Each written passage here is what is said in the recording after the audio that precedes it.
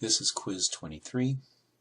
Problem number 1, we're supposed to find the numbers C that satisfy the conclusion of the mean value theorem for the function f of x equals this polynomial 2x squared minus 3x plus 1, and this is on the interval from 0 to 2. So the mean value theorem says in English that the instantaneous rate of change of this function on this interval somewhere must be equal to the average rate of change of this function over this interval. And we just have to find the somewhere. So what's the average rate of change of this function on this interval? Well, the average rate of change would be f of b, which in this case is 2, minus f of a, which in this case is 0, divided by b minus a, 2 minus 0. So we have to calculate f of 2. That's going to be 2 times 2 squared minus 3 times 2 plus 1 minus f of 0. And f of 0 I think I can calculate pretty easily. That's 1. And that's going to be divided by 2. So we have to calculate 2 times 4 is 8 minus 6. 8 minus 6 is 2, plus 1 is 3,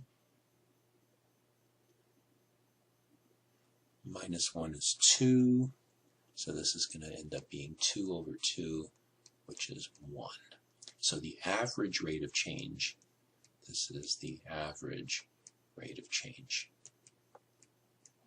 So in other words, this function is a quadratic, and somehow it goes from f of 0, which is 1, to f of 2, which is whatever this was. 2 times 4 is 8, minus 6, 2 plus 3. So it goes somehow from 1 to 3 in a space of 2 units. So that's a change of 2, delta y is 2, over a delta x, which is 2. So somehow it goes like that, which would mean that the average rate of change is 1. Of course, that's the average rate of change. How it gets there is probably like this, I'm guessing, because parabolas are concave up, usually. So what's the average rate of change? Well, that's this number. The instantaneous rate of change would be the slope of the tangent line. So somewhere in going from this point to this point, the curve, which is probably shaped like that, is going to have a derivative somewhere that's going to be slope parallel to that. So looks like it would be, somewhere around there, that the tangent line would be parallel to the line that contains the two endpoints. So we have to calculate the derivative and figure out where the derivative is equal to this number. So the first thing we do, take the derivative. Well, that's easy. 4x minus 3. And don't blindly just set the derivative equal to 0 because you do that. No, the derivative is the instantaneous rate of change, right? So this is the instantaneous rate of change. And since this is the instantaneous rate of change and somewhere it's going to be equal to the average rate of change, we set this equal to not 0, but 1, because that's what the average rate of change is. So we just have to solve that equation. So 4x equals 4, x equals 1, which happens to be right in the middle of the interval, coincidentally. And that's it for number 1. Okay, number 2. We're supposed to show that the equation x squared plus e to the x, x cubed plus e to the x equal to 0 has exactly one real root. Okay, well, this is a multi-stage problem. The first thing is to show that it's got one, and we know that from the intermediate value theorem. If we can find a place where if we think of this part of it as a function of x, let's make this f of x. And we're going to figure out where is this positive and where is this negative. Well, e to the x is always a positive number. X cubed is going to be the thing that's negative. So what if I plug in something like negative 2? F of negative 2 would be what? negative 8 plus e to the negative 2. E to the negative 2 is 1 over e squared. Okay, so negative 8 plus 1 over e squared, that's definitely negative. I mean, e squared is like about 5 or 6. So that's not going to make this turn positive. So all I care about is that at negative 2 we get a negative answer. And at 0, I can see this easily, it's 0 plus e to the 0, which is of course 1. And that's positive. That's all I care about. So somewhere between 0 and negative 2, here's what's going on. Here's negative 2. Here's 0. At negative 2, we got a negative answer. So we got a dot there. At 0, we get a positive answer.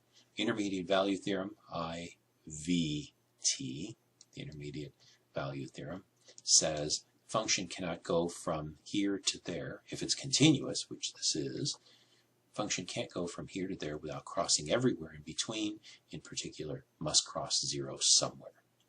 So what we know from here is that so by the intermediate value theorem, there must be at least one root in the interval from negative 2 to 0. Now there are lots of numbers possible. You just have to find an x that gives you a negative and find another x that gives you a positive. That gives you at least one root. Now how do you know that there can't be more than one? So this part of the problem, we just say, suppose that there's more than one. Suppose there are more than one, 2 roots. If there's even more than that, that's fine. Suppose there are 2, though. Say, we need to call them something, A and B. What that means is that f of A equals 0 and f of B equals 0. Well, what would this is the intermediate value theorem, but what would the mean value theorem say? Mean value theorem would say that if A and B are 2 different roots, then here's the picture. You've got A somewhere, and I don't care which one's which, A somewhere and B somewhere else, and the y values are both 0. Well, what's the instantaneous rate of change in going from here to here? Excuse me, not the instantaneous, the average rate of change. The average rate of change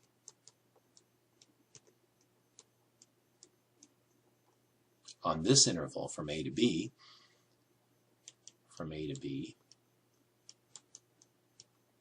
is f of B minus f of A over B minus A. Well, that's 0 minus 0 over B minus A. So it's 0. Okay, but that means, according to the mean value theorem,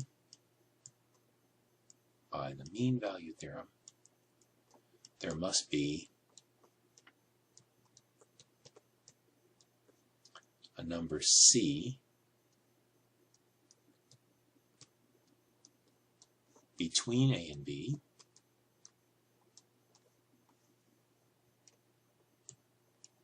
such that the instantaneous rate of change at C, that would be the derivative at C, must be exactly the average rate of change, which in this case is 0.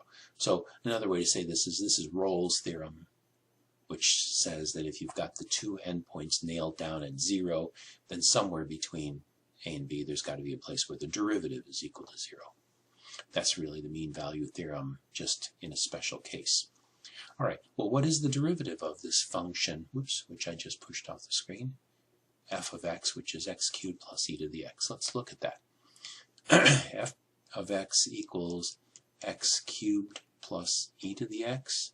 So that says f prime of x is x squared, no, 3x squared plus the derivative of e to the x is e to the x. 3x squared plus e to the x. Well, you know what? The least that this can be is 0, but this is never even 0. This is always positive. Remember, the graph of e to the x looks like this. Asymptotic to 0, never equal to 0, always positive. So this thing is strictly positive. So guess what? The derivative cannot be equal to 0 anywhere for this function. The derivative is just never 0. It's always positive. So something is wrong here. This is a contradiction. Because the derivative cannot be strictly positive and 0 somewhere. So what went wrong? We assumed that there were 2 different roots. There might have been more, but this says you can't even have 2 different roots. Because as soon as you have 2 different roots, that says that the y values are 0, which makes the average rate of change 0, which means by the mean value theorem, the instantaneous rate of change somewhere has to be 0, but the instantaneous rate of change is this positive function, which is never 0. So there's no way to have more than one root. All right? This is not so mysterious. It's not so strange. If you think that through, you'll make sense out of it. Another way to think of it is that the derivative is always a positive number. So if the derivative is always a positive number, the function x cubed plus e to the x is always increasing, never decreasing. So as soon as it hits 0 somewhere, it can't turn around and hit 0 again because it's always increasing. So there's got to be exactly one root. Okay, so you didn't really have to use the mean value theorem, but that's the way it's expected. That's what they expect you to do. Okay, and that is it for quiz 23.